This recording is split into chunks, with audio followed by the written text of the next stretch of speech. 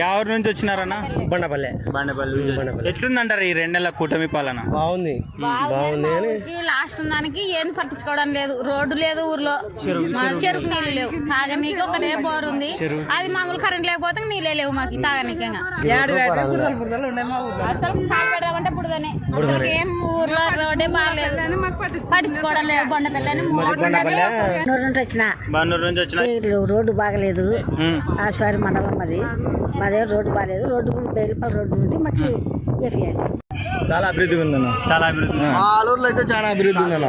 ప్రతి గ్రామం సర్కిలే చూడండి అన్న, ఆలూరు సర్కిలే చూడండి.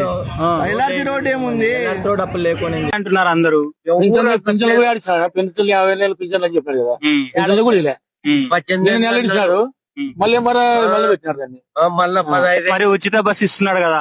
ఉచిత బస్సు ఆడపిల్లల వారికి ఏం లాభం? మగవాళ్ళకి